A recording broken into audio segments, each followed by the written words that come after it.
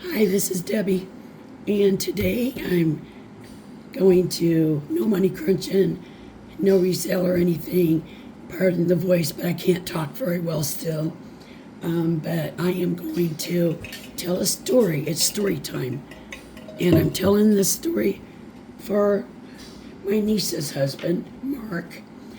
Mark loves stories, so hopefully I can talk loud enough for everybody to hear me on here. But I'm going to tell the story about when I lived in Ohio when I was 35 years old. I had moved to Ohio and I lived in a little town called Geneva, Ohio. And I had a neighbor man who needed to go to the Social Security office in Cleveland. And I'd never been to Cleveland except to drive through when I moved there. Otherwise, I'd never been to Cleveland. So I loaded him in the car for his Social Security meeting, went to Cleveland, didn't know my way anywhere. He did point out where the block where the building was. Traffic was horrible in Cleveland, Ohio. I found the road with his help, kept driving. I had to turn left at the lights, and every time I turned left, there was no place on the whole road to park. So I would have to go clear around the long block and come around and sit at that light and turn left again. And I did this like 5, 6 times. I don't know how many times. I was getting fed up over it, but I didn't know what to do. There was nowhere to park. And his appointment was coming up. Well, on the 7th time, as I sat at that red light, waiting to go left, when it turns green again, up beside me walks a big, big horse. A police horse with a policeman on it. Okay, maybe you people in the cities have seen this, but I was from Boonesville, USA, right? I'd never seen it. And I'm looking up there at this big old tall horse, and I'm sitting in a little Chevette, and there's this big old tall cop on it. And anyway, the whole deal was, okay, he asked me what I was doing, and I told him, and I said, and I was trying to get to the Social Security building, and I couldn't find a place to park, so I had to keep going around the block. And he said to me, "You went around the block 7 times." I said, "Yeah, maybe. I probably did. It was a lot." And he said, "Look at that sign in front of you above the light." And I looked up at that sign, and it said, "No left turn." Okay. I thought it was like no left turn on red or whatever. I don't know. I never saw it. I thought you could turn left at any light. So he's writing me a ticket because I went left at a red light 7 times, mind you. And mind you, I'm pulled over by a horse, okay? Now, how does a cop even pull you over with a horse? Well, let me tell you. They walk right up beside your car and look down at you and say, "Hi, what are you doing? Let's have a little chat." And that's how that started.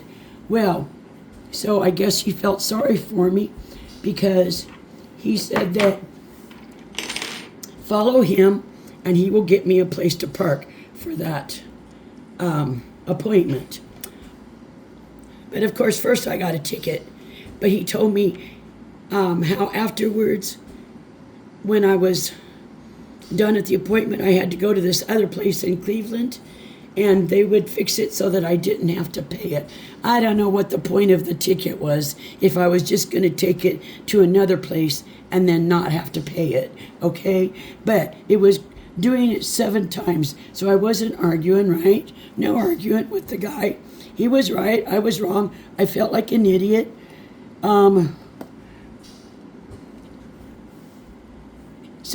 So I follow his horse. His horse turns left, so we turn left again. Him and his horse, and us behind him. And he pulls me walks me to this place that says no parking, absolutely no parking at all. And he told me to park there. And he said, your car will be fine there until you get done with his appointments here. With his appointments, he goes, I'm the one, doing this neighborhood and stuff. I'll make sure your car's fine and don't get towed or anything. I just wanted to say that I had never seen a cop on a horse in my life. Probably a lot of you have, but I never did. I certainly never was, dumb enough to turn left where you can't turn left. Now when it says don't turn right or don't turn left, I've seen that many times on right lights, but going right but not left. And so I can't laugh about it now because my voice is so bad right now still from being intubated last September. I still can't talk right. But I'm going to tell you, I was telling my niece Ashley about it today, and me and her were laughing our butts off over it.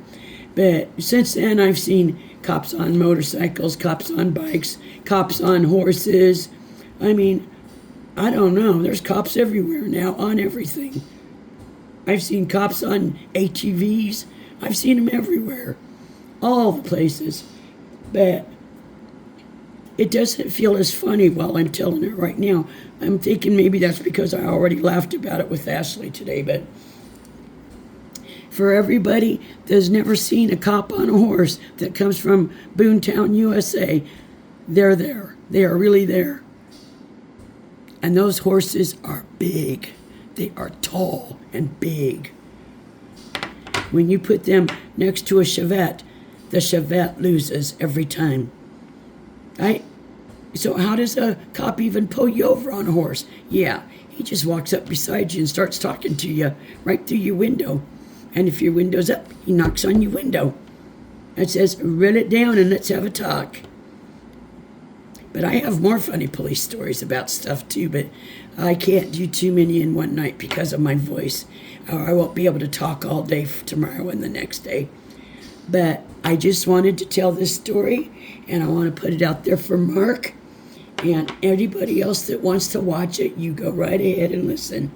But sometimes, you just sit with somebody and you just think of something that happened, when I was 35, right around there, because I lived there till I was 30 to 40 years old, so somewhere in there. So that's been like 35 years ago. I'm an old fart now, so I was really young then. But and then I think of this today, and it's like, wow, I forgot all about that. And then all of a sudden you remember it, and it's hilarious as crap. But anyway, that's enough for right now because I can't talk. But I just wanted to say hi to all of my money crunching friends, and hi to Deb does it, and everybody. I'll see you all soon. Bye.